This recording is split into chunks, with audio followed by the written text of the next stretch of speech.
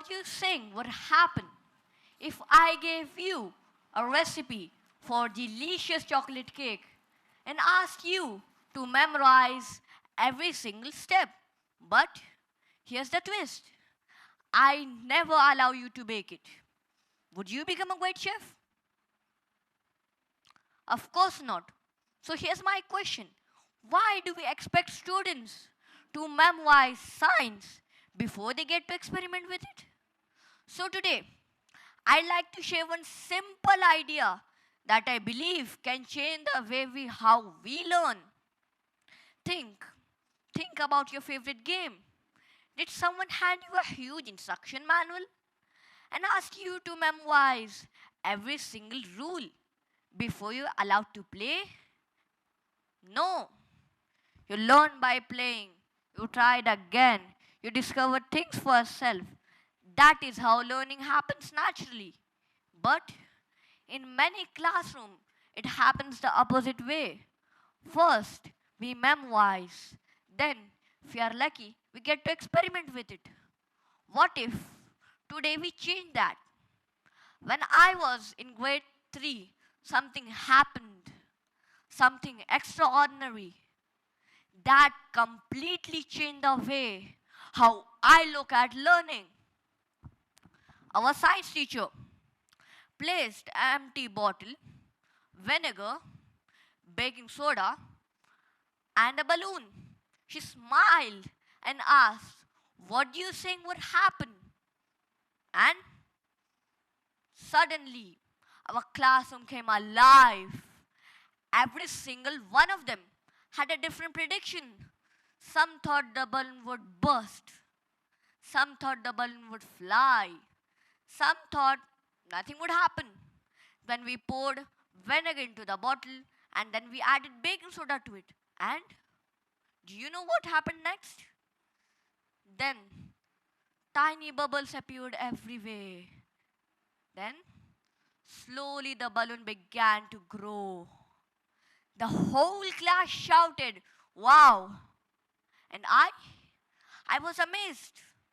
I was shocked. I hadn't seen this much extraordinary way. To this day, I still admire it. Do you know what? Years have passed, and I still remember every part of it, every single part of it. There is one major difference. That difference is that I experienced it, not memorized it.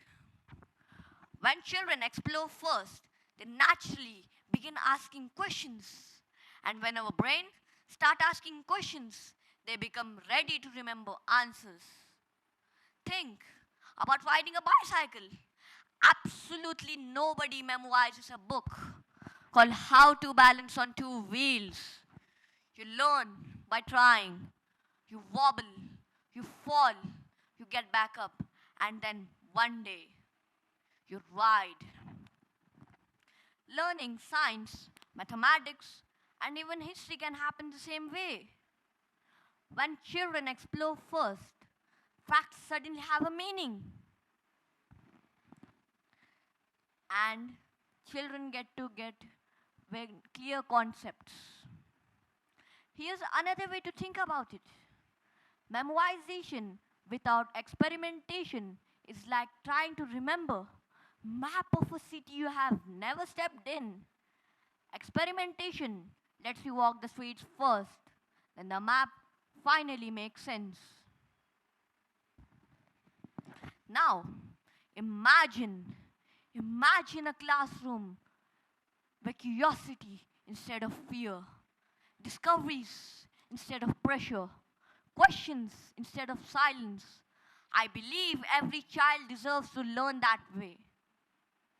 Just as no one becomes a great baker by just memorizing a recipe, no one becomes a great scientist by memorizing the facts alone.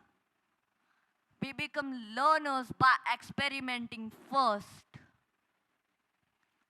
Now, I have one simple challenge for you. If you are a student Be brave enough to experiment. If you're a teacher, let curiosity come before the textbook.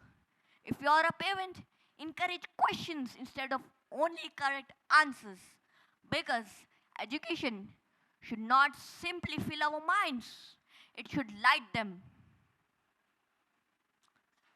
Now, now, I do not have anything very special to say, but I like to say that this experience that I told you taught me something really, really important.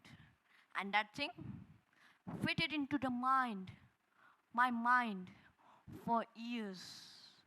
But I don't remember something. I don't remember the answers. Do you know why? Because I memorized the answers. I not experienced it.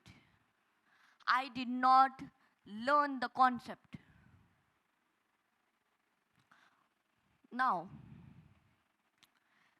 now I'd like to say, if you are a student, try to learn concepts clearly. Ask questions. Ask questions. Why does this happen? Why we should do that? So that's all. That's all I'd like to say just for today. Thank you.